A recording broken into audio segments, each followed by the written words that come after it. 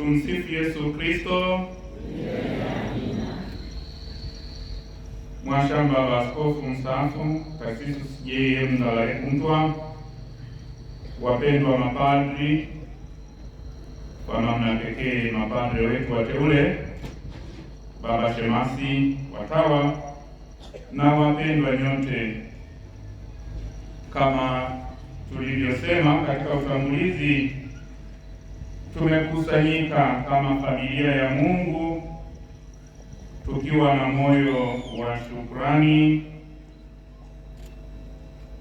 na tukiwa tumekusanywa kwa namna ya pekee na wana wetu hawa wapendwa mapadre wateule 6 ambao wanajitoa kwake kwa utume wa daraja la pili la kikuhani kwa ajili ya kutangaza Injili ya Kristo kwetu na kwa watu wa mataifa yote ulimwenguni. Tunafurahi na tunamshukuru Mwenyezi Mungu ambaye amewachagua hawa vijana wetu ili wawe makuhani kwa ajili ya mambo matakatifu ya mhusuyo Mungu katika mpango wake wa kuwakomboa wanadamu. Somo la kwanza, somo la kitabu cha nabii Yeremia sura ya kwanza aya 4 hadi ya 9, la tudhihirishia kuwa wito wa upadre unatoka kwa Mungu. Mungu ndiye anayemuita, anamtakasa mwamini kwa ajili ya kulihudumia na kulichunga kundi lake.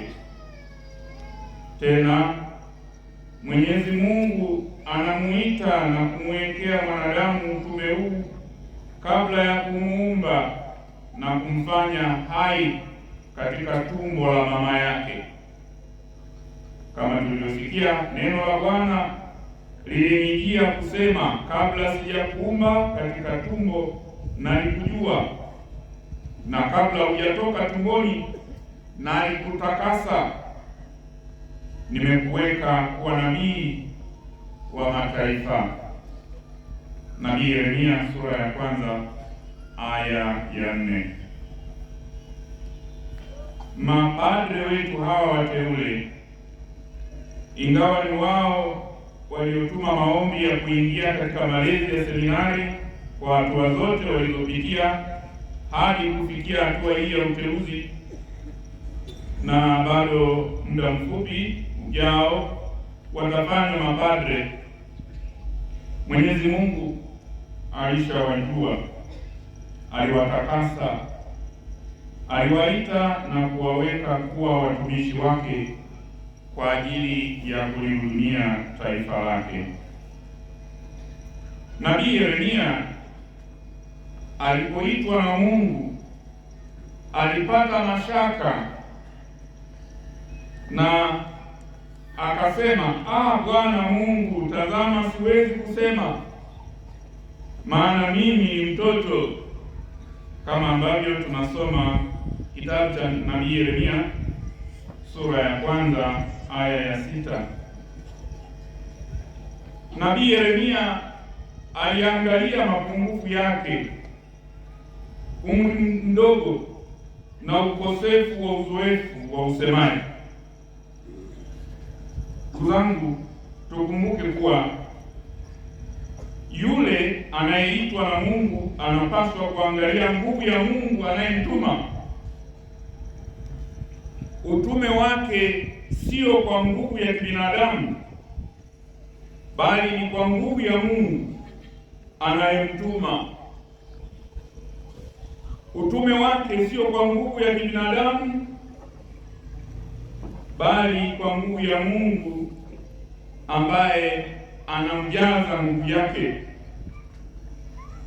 Jambo hili litufundishe sisi sote waamini kuwa padre anafanyika kuwa mzee, presbyter kwa neno la Kilatini, na si kwa umri, bali kwa hadhi na mamlaka makubwa ya kimungu anayostahilishwa. Padre asidharaulike kuwa ni mwana mdogo, kama ambavyo mwalimu tunasema waamini takapowatuma tulete kadogo leo. Huyu sio mtoto kwa mamlaka yake, hata kama umri wake ni mdogo kwa namna yote alivyo, au mrefu au mfupi. Huyu ni kuhani, ni mzee wa kanisa, na ametumwa na Mungu kufanya utume huo kwa nguvu zote za kimungu.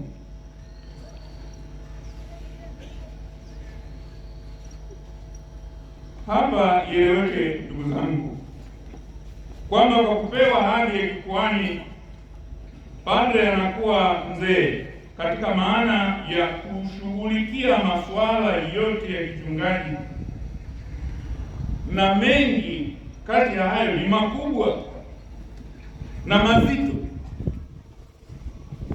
lakini Mwenyezi Mungu amemheshimisha mamlaka na madaraka hayo ili kufundisha, kuongoza na kutakatifuza. Mamlaka na nguvu hiyo ya padre yapaswa kutambuliwa, na itakuwa ni kufuru kubwa mbele ya Mungu kwa muamini hata kutamka, kama ambavyo wakati fulani tunawahi kusikia kuwabagua mapadre kwa huyu hana Roho Mtakatifu na huyu hana nguvu.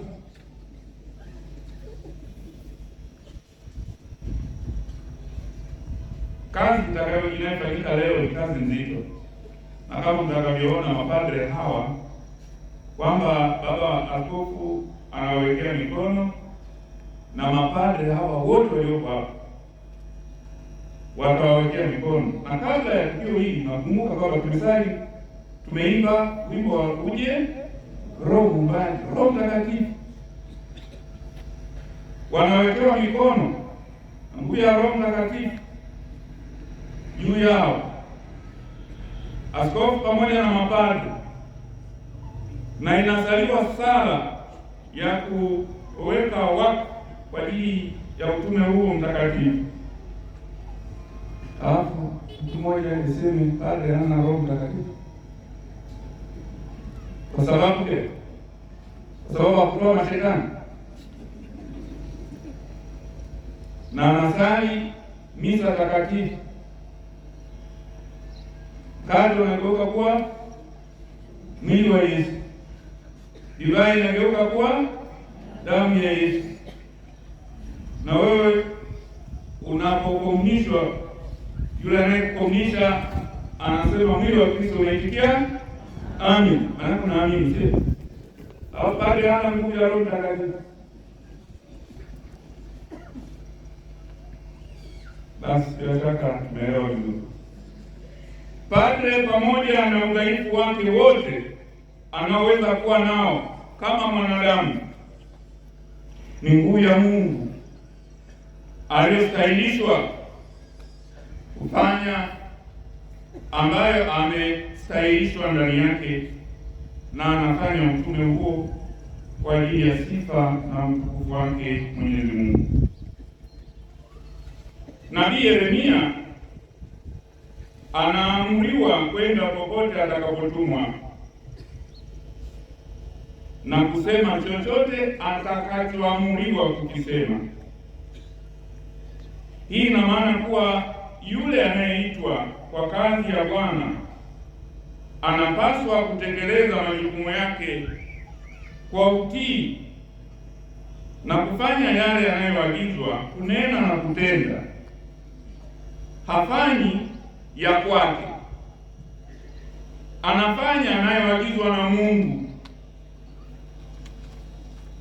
Katika utume wake padre zipo changamoto nyingi tu, na nyingi kati ya hizo inaweza kuwa ni mioyo migumu ya wale waliotumwa kuwaongoza, maneno ya watu, masingizio Nyingine zaweza kuwa ni afya, hali ya hewa ya mahali alipotumwa, au mazingira ya eneo lake la kichungaji kama shida za kiuchumi na kadhalika. Mwenyezi Mungu alimwambia nabii Yeremia, na anawaambia mapadre wetu wateule, usiogope kwa sababu ya hao, maana mimi nipo pamoja nawe nikuokoe. Nabii Yeremia sura ya 1:8. Usiogope kwa sababu ya hao, maana mimi nipo pamoja nawe nikuokoe. Padre, unapaswa kutegemea nguvu ya Mungu katika utume wako. Changamoto hizo zote umkabidhi yeye, na yeye Mwenyezi Mungu ameahidi kukupa nguvu yake na ulinzi wake na kukusimamia, kukulinda na kukutia nguvu. Tunajua kwamba wito wa Mungu hauondoi uwepo wa maadui au changamoto. Hata hivyo, Mwenyezi Mungu kumlinda na kumwokoa mtume wake katika shughuli zake dhidi ya maadui wake wa ndani na wa nje. Sisi waamini sote kabisa tunaalikwa kuwasindikiza mapadre wetu, tuwe nao bega kwa bega katika utume wao, tuwasaidie, tuwaombee na tufanye utume wao uweze kuwa na mafanikio, kwa sababu wao wametuma kufanya utume wao kwetu. Kwa hiyo sisi tusiwe sababu za kufanya utume wao uwe mgumu. Tuwaheshimu kwa nafasi yao, lakini tuwape ushirikiano, wajisikie kwamba wametumwa kwetu, wanafanya kazi kwetu, na sisi tuwashike mkono kwa hali na kwa mali, ili utume wao uweze kuwa na mafanikio. Tuwachangie pale inapowezekana, ili kwamba basi kama vile ambavyo tunasoma hata katika maandiko matakatifu, yule ambaye anafanya kazi kwa ajili ya Mungu basi asiwe na shida ya kupata chochote, apate kutoka kwa wale ambao anawahudumia, na sisi tutapata baraka pale ambapo tunawasaidia mapadre wetu, tunaandamana nao bega kwa bega.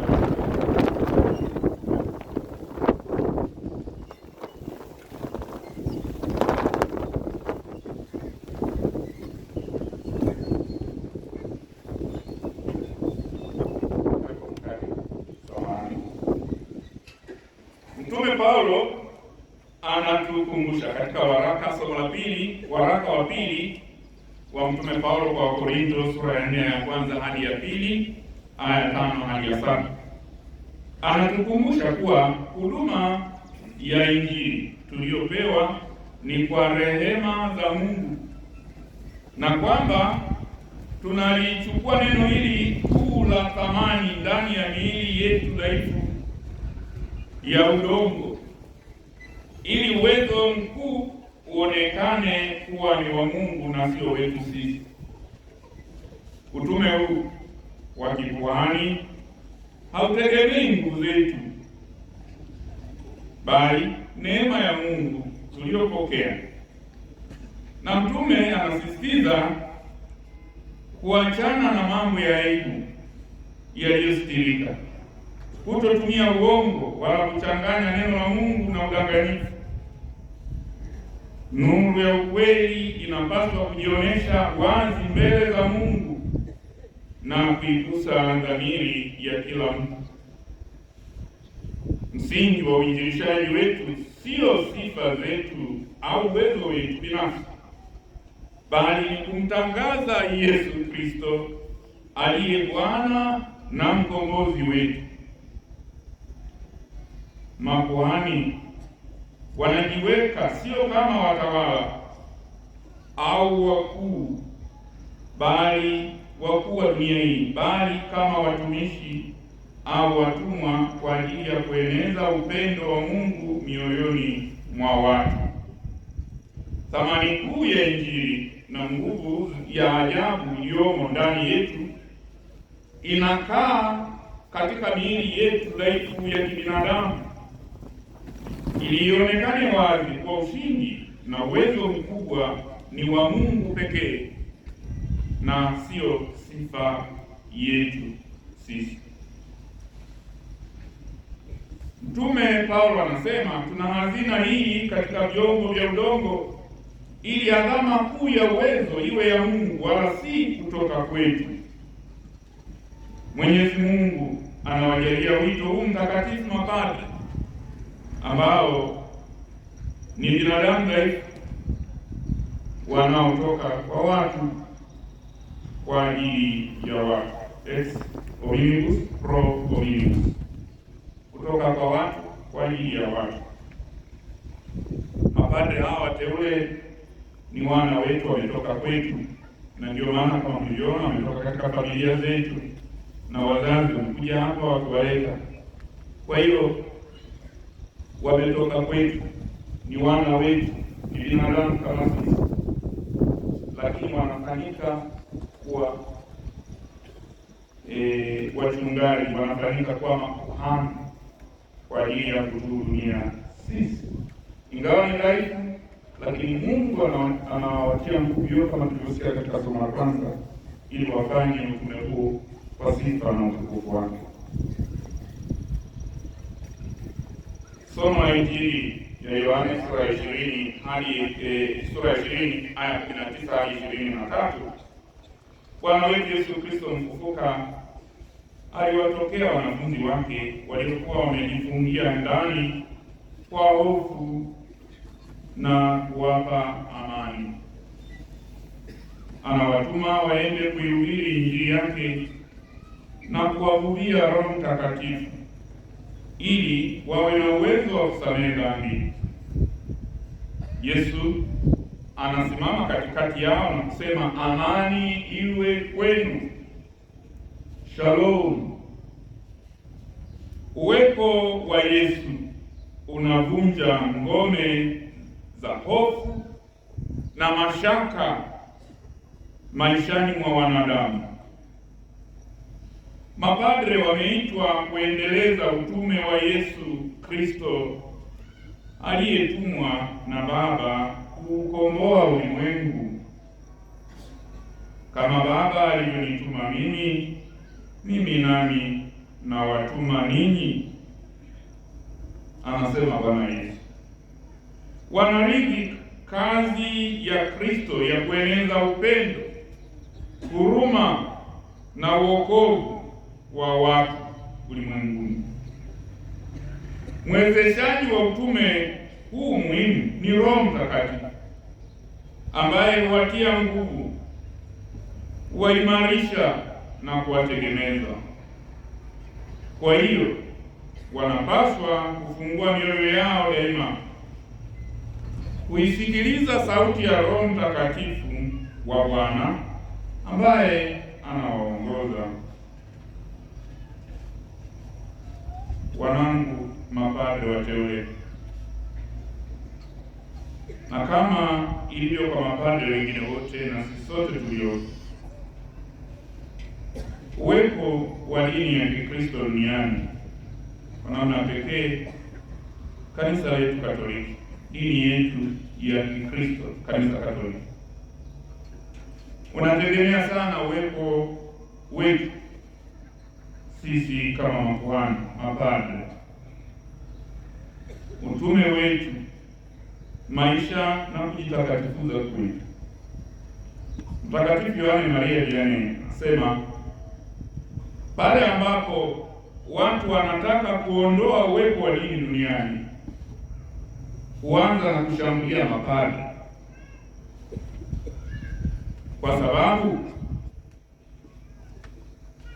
kwa sababu wanajua kuwa pale ambapo hakuna padre hakuna sadaka, na pale ambapo hakuna sadaka hakuna dini. Anasema Mtakatifu Yohane Maria Vianney, alikuwa na maneno ya kututafakarisha sana. Na ni kweli ndugu zangu, sote tunatambua kwamba uwepo wa padre ni wa muhimu sana katika kanisa. Fikiria kama hakuna padre parokiani, hakuna padre wa kubatiza watoto wetu, hakuna padre wa kutuunganisha, hakuna padre wa kupaka mafuta tukiugua na kutuzika, hakuna padre wa kuadhimisha misa takatifu na kutulisha sakramenti ya Ekaristi. Fikiria hali ambayo inaweza kuwepo kama mhudumu muhimu wa kanisa hayupo. Kwa hiyo sisi mapadre tutambue nafasi hiyo muhimu ambayo Mwenyezi Mungu ametustahilisha, na tuipokee kwa unyenyekevu na tuhudumu kweli patakatifu kwa Bwana. Padre unapaswa kuwepo kwa waamini wako. Hayati Baba Mtakatifu Francisco alituachia tafakari hiyo ya kwamba padre awe na harufu ya kondoo, padre awe na harufu ya kondoo, katika maana nzuri. Harufu ya kondoo si nzuri sana, manake anataka kutafakarisha kwamba tunapaswa kuwa na hawa kondoo. Sasa kama ili uwe na harufu ya kondoo, unapaswa kuwa jirani sana na huyo kondoo, na tena kwa kweli lazima umguse, lazima umbebe, upate ile, akiwa na maana ya kwamba tuwe jirani na watu sana. Sasa hivi ndugu zangu, uchungaji wetu unahitaji tuwe jirani na watu. Tunamshukuru Mwenyezi Mungu kwamba ametujalia sana, ametujalia kwa teknolojia iliyopo ulimwenguni sasa, vyombo vya mawasiliano, na kwa hiyo tunaweza tukawasiliana. Tumeendelea sana katika hilo, na hata katika adhimisho la misa takatifu tunao wenzetu wanahabari ambao vyombo vyao vinatumika ili wengine hata ambao wako mbali waweze kuona vile linalotokea. Tunashukuru kwamba tumeendelea sana katika sayansi na teknolojia na katika mawasiliano, vyombo hivyo vya mawasiliano. Sasa katika swala hilo la mawasiliano, ndugu zangu, na ninajua kwamba mwezi wa 8 tunaadhimisha pia ile Dominika ya mawasiliano, na vyombo vya mawasiliano ambavyo vinapaswa kutusaidia tuweze kuwasiliana na kueneza. Tutumie vyombo vya mawasiliano kwa uinjilishaji. Mapadre, ninyi ni wa kizazi cha Gen Z, bila shaka tulivyokuwa sisi kabla miaka ile ya nyuma na sasa tofauti. Kwa hiyo mnapaswa sasa mtumie vyombo vya mawasiliano vizuri, na hasara ya vyombo vya mawasiliano visipotumika vizuri tena sasa vinaweza vikatupeleka sehemu isiyokuwa nzuri. Baba Mtakatifu wetu Leo wa 14 ameandika ametuandikia mawazo mazuri sana kuhusu AI, Magnificat Humanitas, kwamba tuna vyombo vya mawasiliano, lakini hivyo vyombo vya mawasiliano hasa katika AI, artificial intelligence, tutumie vizuri hiyo artificial intelligence itusaidie tuweze kuitangaza Injili ya Kristo, lakini tuwe waangalifu na tuwe na tahadhari kubwa kwamba vyombo hivyo havitumiki vibaya na kutupotosha au kutufanya tumsahau Mungu na tukafanya mwanadamu kuwa kama mashine, kumfanya mwanadamu kama robot.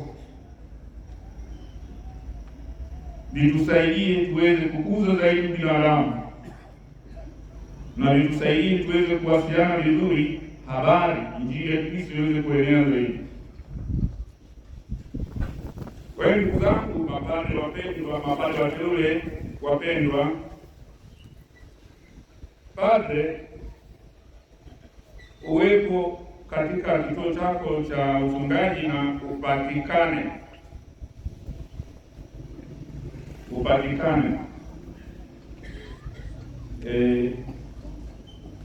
katika mazungumzo na mapadre hawa wateule wakiwa mashemasi siku za karibuni wanapofanya maandalizi, nilizungumza nao nikawauliza, una namba ya askofu wako?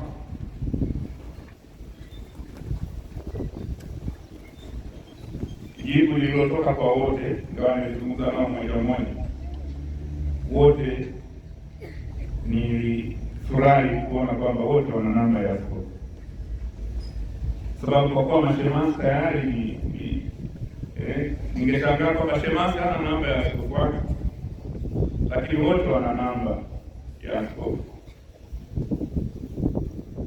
Sasa jambo hilo ndugu zangu litusaidie tuweze kuwa mapadre, labda wengine hawana namba ya askofu. Wale ambao hawana namba, mchukue namba ya askofu, tuwasiliane ili kwa sababu sasa kama tuna namba nyingi za watu wengi, hatuna namba ya mkuu wako wa jimbo ambaye tunafanya naye pamoja katika tunafanya pamoja utume, hatuna namba yake. Lakini hii pia hata sisi waamini, sijui kama tuna namba za maparoko wetu. Tu muamini ndio kabisa kwamba wewe paroko wako au paroko msaidizi kuna namba ya simu. Sisemi kwamba wewe na namba yake ni msumbue, maana wengine ni wasumbufu. Anakupigia simu mekingwa kweli kweli, habari. Za siku nyingi nzuri, kwa kweli nilikuwa nimekumisi tu. Ni vizuri kuwasiliana, lakini tuwasiliane walau katika mambo muhimu jana, yale ambayo yanatusaidia ili tuweze. Kuna shida kama mwamini unahitaji labda kumuona padre, mapadre wateule na mapadre wote tulioko, mababa shemasi na wengine wote tunafanya utume huu wote, tuwasiliane na watu wetu pale patikane. Askofu mmoja huko Kenya anasema a priest should not be mysterious. Padre asiwe mysterious figure, yaani kwamba kupatikani hata huwezi kujua sasa hapa padre yuko hawa. Kwa hiyo tupatikane, waamini wetu tupatikane kwao wanapohitaji huduma, tuweze kuwa tunapatikana na tuwape huduma hizo wanahitaji. Watu wetu wanahitaji kweli mchungaji, watu wanahitaji maneno ya faraja, wanahitaji ushauri, wanahitaji kuhudumiwa sakramenti kwa namna pekee, sakramenti ya kitubio na kadhalika. Hii ndio kazi tuliyotuma kufanya, lakini na sisi waamini tuwatumie mapadre, tuwatumie katika maana ya kwamba hawa wanakuja kwetu kwa ajili ya kutuhudumia. Sasa wakiwepo pale, padre anakuwepo parokiani, ameweka kabisa na ratiba kwamba tufike kwa ajili ya kuabudu Ekaristi, tufike kwa ajili ya sakramenti labda ya kitubio, anapanga katika juma labda siku fulani, Jumamosi au Alhamisi tunakuabudu Ekaristi, na muda mwingine anapanga kwa ajili ya shughuli mbalimbali za kitume. Sisi hatufiki na hatumtumii padre. Padre anaenda kigangoni kabla ya misa, anaketi kwenye kiti cha kitubio, ili kuungamisha. Anakaa pale, hatuwezi kuungama. Mara moja nimewahi kunitokea, nimekwenda Kigamboni mahali, nimeketi kwenye kiti cha kitulio, nikakaa kama dakika 5, nikakuta hakuna anayekuja. Nikasimama nikawauliza watu wamini, nimeketi hapa karibuni kwa kitulio, na nilikuwa sijaenda kule karibu mwezi mzima katika mzunguko, mwezi mzima sijaenda kusali misa. Lakini mwamini mmoja akasema, wewe tubagaya sambi na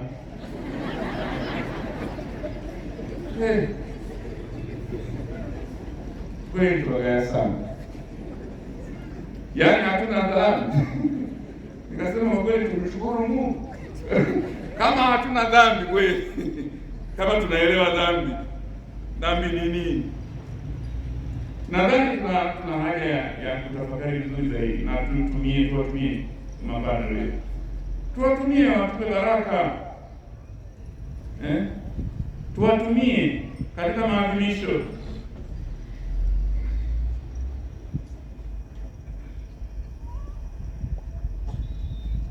Baraka ya padre ni muhimu. Wakati mwingine pengine unaenda safari mahali, omba baraka. Padre huyu amepaka mafuta mikononi kwa ajili ya kubariki, tumie. Kwa hivyo tumepewa zawadi hii kutoka kwa Mungu kwa ajili. Katika adhimisho la sakramenti ya daraja takatifu la padre, wakati wa kukabidhi dhabihu, tutasikia hapa askofu anamwambia padre mpya, pokea dhabihu za taifa takatifu za kumtolea Mungu. Fahamu hayo utakayotenda, fuasa hayo utakayotenda, na patanisha maisha yako na fumbo la msalaba wa Bwana. Maneno haya ni mazito sana, yanatutaka mapadre tuliongoze kundi la Bwana tulilokabidhiwa kwa maneno na matendo yetu, si kwa maneno peke yake, bali kuiishi fumbo tunaloadhimisha. Hayo ndiyo yanayowavuta watu kwa Kristo. Askofu mkuu mtumishi wa Mungu Fulton Sheen anasema, alivyo mchungaji ndivyo walivyo kondoo, alivyo padre ndivyo walivyo waamini wake. Padre mtakatifu ulijenga kanisa takatifu. Tumsifu Yesu Kristo.